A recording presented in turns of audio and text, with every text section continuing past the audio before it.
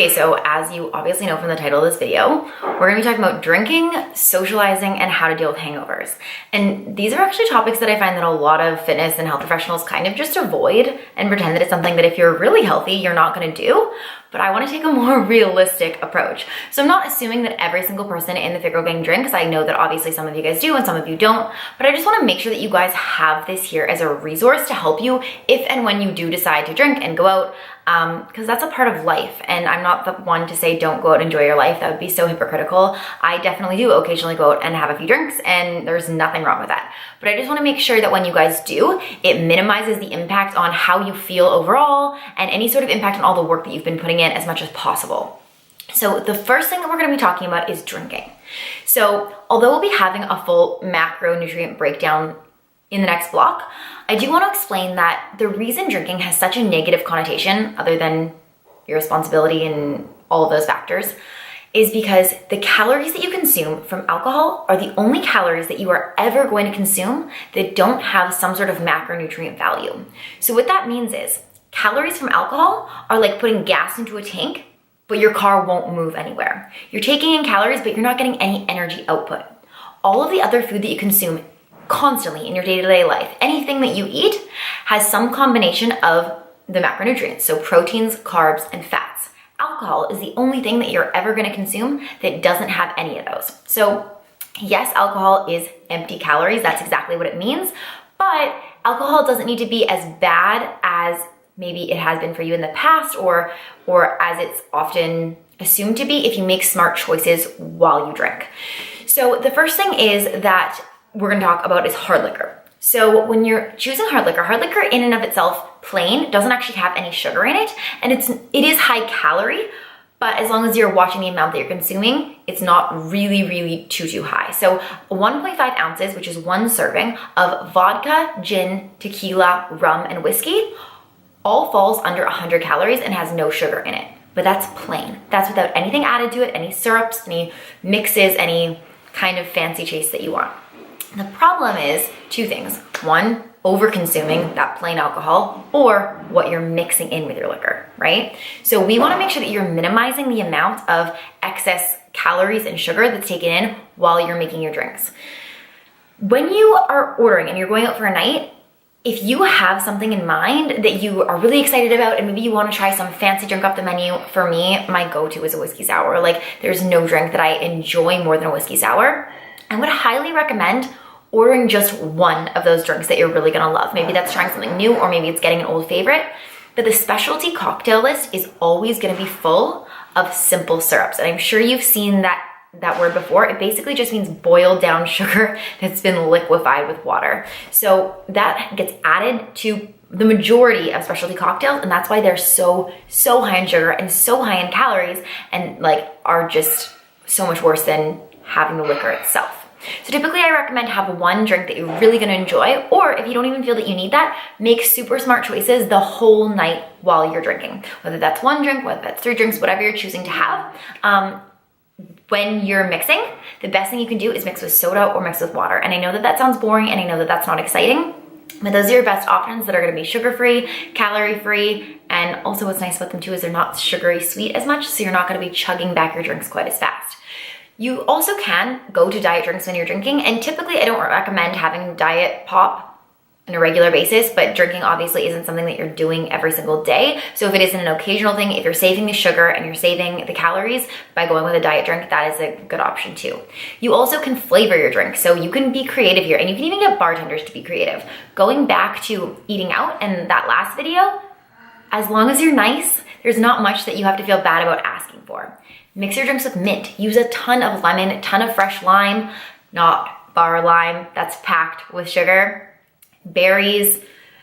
There's so many places you can go with it. I mean, I really love getting a mojito, simple syrup, so it's basically just a ton of mint, a ton of blueberries, and it tastes really great. You also, if you're making drinks on your own, a really good thing to do is add Mio into it. And I know, once again, Mio is artificially sweetened. This is not something that I recommend doing every single day, but if you're someone that needs to have sweet drinks while you're drinking, and that's something you're used to, a tiny squirt of Mio with soda water or Pellegrino in your mix with whatever choice of liquor you're drinking makes a big difference. And it's that or highly from concentrate fruit juice, right? Which is gonna give you about 200 calories of basically pure sugar. So it really is just being conscious of these small choices. And when you're ordering drinks, try to, yes, still enjoy them and enjoy yourself, but try to be aware of what's actually in the drinks that you're ordering and try to keep those things as healthy as possible as much as you can. And especially if you're going out for like a whole night of like, maybe you have a birthday dinner and then you're going out for drinks afterwards and you are gonna be having definitely more than one drink throughout the night, it's especially then that you want to be cautious with it, because that's when we're like, you drink one drink and stick with it the whole night and keep drinking and keep drinking. And if your go-to is something that's super high in calories and super high in sugar, not only are you going to be consuming way more than just the alcohol itself, you're also gonna feel so much worse in the morning than you would if you were just drinking that liquor itself with water or with soda or with anything like that, because of the amount of sugar that you've taken in. And you have to keep in mind that your liver is already processing the alcohol. It also has to process the sugar too. So if you think back to the worst hangovers you've ever had in your life, I definitely know mine. Oh my God. They're most likely not from nights where you were drinking like a vodka soda with mint or lime. They're gonna be from times that you were having a ton of sugar with the alcohol that you were drinking.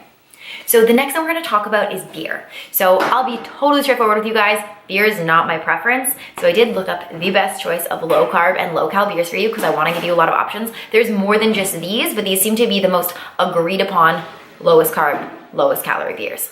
Of course, same goes with hard liquor. If you really aren't someone who's a fan of like low carb beers, start off with one that you really enjoy. Have your favorite beer. And then if you're planning on having more throughout the night, that's probably when I would recommend switching back. So I'm just gonna look down at my trusty list of beers for you guys.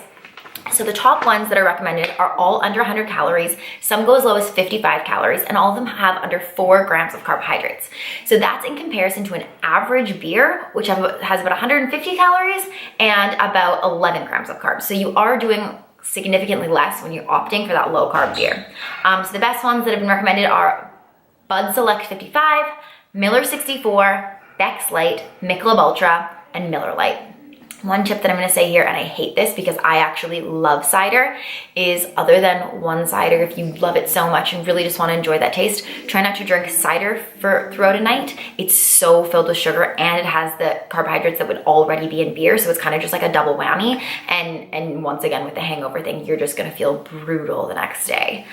So with beer, and this goes with all kinds of alcohol, I'm not saying you can't have what you really like and you can't enjoy yourself. I'm just saying for the most part, when you're going out and you're socializing, these are tips that you should just be keeping in the back of your mind, because if you follow them, even say if you follow my advice 80% of the time and you go for lower sugar options and lower calorie options, that's gonna be better than having whatever you want 100% of the time. And I know that it's still drinking and I know that it's technically not still healthy, but these tips do add up and it does make a really big difference overall in the long term, because with the Fit Girl Gang, we're always talking big picture long term, right?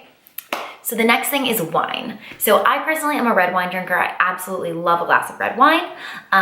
Here's what I would recommend when looking for wine, and it's to go for an organic wine, which you've probably noticed by now, I'm not someone that heavily pushes organic all the time, but there's a few reasons that organic wine is gonna be a better option for you than regular wine. And that is that they add a lot of syrups and sweeteners into regular wine in order to get those fancy, like crazy flavor profiles. I don't really know how to pretend to be a wine taster. There's some documentary on Netflix where the guy says that wine tastes like garden hose or wet rock, or I don't really know what wine is supposed to taste like half the time, but I like it. And these syrups, unfortunately, come with a lot of added sugar that aren't in the actual wine in the first place. So they're just adding that in. With an organic wine, you're gonna make sure that you're not getting any of that, so it's gonna save you on a lot of the sugar. Another thing too is wine, specifically red wine, is well known for its antioxidants that come with it. Through the fermentation process, a lot of the time in regular wine that's not organic, you actually lose the majority of those antioxidants, and so the benefit isn't really there anyways. So same thing with a glass of wine, I just recommend, and another reason actually that I like wine so much is I find that if I'm going to a girls' night or if I'm going to a dinner or something, I really don't want to have more than one drink, and I'm just going in and I'm trying to be as healthy as possible. I do want to enjoy a drink, but I am going in knowing that I'm not planning on having more than one. I like wine the best because I find that wine is the most enjoyable to sip slowly, so I can get a 6 or maybe a 9 ounce glass of wine, enjoy it throughout a 2 hour plus dinner, sip it slowly, enjoy it. And I don't feel like it's some sort of vodka soda that you drink really quickly because it's refreshing and it's light and it's cold and then you want another one. So that is definitely a reason that I do tend to opt for wine, especially on those nights where you just want one drink, because wine is the most satisfying. So the next thing we're going to talk about is the socializing aspect, because as I'm sure you know, it's not necessarily the drinking that has such negative consequences. It's a lot of the times the decisions that we make because of the drinking. And I cannot be the only one that has gone to get my favorite pizza at 2 a.m. with 3 ranches on the side, I'm assuming. And we just make different choices. We're not as conscious and we're having fun and we don't really think about it too much, but it really is about going into these events and different parties and things like that with a plan, having a game plan. And as you guys know, I love a game plan for everything. So the first thing is, if you are going out to a party or an event that's not a dinner, so there's not like a set menu, there's just gonna be snacks everywhere, I always recommend going in after having a full meal. Have a dinner, fill yourself up, make it healthy, make it whatever you're in the mood for that night. Make sure that you go there feeling satisfied. Because the last thing that you wanna do is to have tried to be all healthy and wanna look super however you want to look in a certain outfit, not eat at all, and then show up at this event or at this party starving and completely at the whim of the first thing that comes by. And most likely that stuff's not going to be super healthy. You may not even like that stuff that much, but you're so hungry that you have to eat something, so you go for it and you end up picking at it all night, and it just gets worse as you continue to drink. So definitely go into things like that, especially with the holidays and everything like that. Filling yourself up first, making sure that you're making conscious, healthy choices first, so that when you go there, you can enjoy a few treats, but you can keep it to the things that you actually truly want, because you're not eating them out of hunger or out of like necessity. You're having them because you want to have them and you want to treat yourself. The next thing is, when you're out, I've said this before and I will continue to say it again, make sure that you are going for the things that you actually enjoy. Eating because you're in an awkward situation or because everybody else is, and snacking on things that you don't really want because you maybe feel peer pressured to have them, is not an excuse. You guys deserve to have the treats that you want to have and that you truly enjoy, but you shouldn't feel obligated to eat anything out of politeness or out of any sort of guilt that you're gonna make someone feel bad because they made something. Typically with things like potlucks too, when you have the opportunity to bring something, I always recommend bringing something to a social event that you can snack on so that you know it's healthy, so that it's like, maybe it's those cheesecakes, maybe it's any of the little TFGG recipes that you know are gonna be favorites for everyone, but that you know that you can also eat and don't have to feel guilty about. So when you're socializing, I would always just say, enjoy yourself, but be conscious. Don't allow yourself to get lost in everything else that's going on and say like, screw it, tomorrow's a new day, because that's gonna only contribute to how you feel the next day. So the final category is hangovers, how to deal with hangovers. You wake up and you feel like crap. And everybody, of course, has a different feeling for hangover. Hopefully, if you were following drinking advice, you had a lot less sugar than you probably used to having had in the past, and you don't wake up feeling too horrible. But either way, you're probably craving something not so great. I always say that how you start off the day with a hangover is going to set the tone for the rest of the day. In an ideal world, you would wake up and you would treat the day like every other day. You would get a workout in, you'd crush it, you'd eat super healthy throughout the day, and would go on completely forgetting about the night before. But that's probably not gonna happen. So what I recommend is, if you're feeling up to it, do get in that workout. It might not be 100%, you might not feel as though you're able to push the way you normally would, but that is completely fine. At least you're moving, you're sweating, and it's gonna change the decisions that you make for the rest of the day, because you did something good for yourself that you feel good about, so you wanna continue to make decisions that are in line with that. If you don't end up working out, of course, it's not the end of the world, it might even be a rest day for you. But still, when you're going out, I'm just gonna assume that you're maybe hitting brunch with your friends or your boyfriend, just because you're hungover doesn't mean that all the rules and everything that you try to follow flies out the window and that it's about starting again the next week. Because unfortunately, if you set the tone in the morning for a hangover day, most likely your choices for the rest of the day and potentially even the rest of the week are gonna get thrown off. So when making brunch decisions, always opt for savory over sweet. That's because we want to minimize the amount of sugar that you're taking in. Because you were drinking the night before, your liver is already on overdrive, and the last thing you want to have to do is process more sugar in your system. So if the option is bacon and eggs over some sort of French toast with like a cascade of icing sugar, always opt for the savory breakfast when you can. Of course, there are gonna be times that you wanna treat yourself. Maybe it's your treat meal that week. Then yes, absolutely go for it if you want to make that your treat meal and that's what your plan is.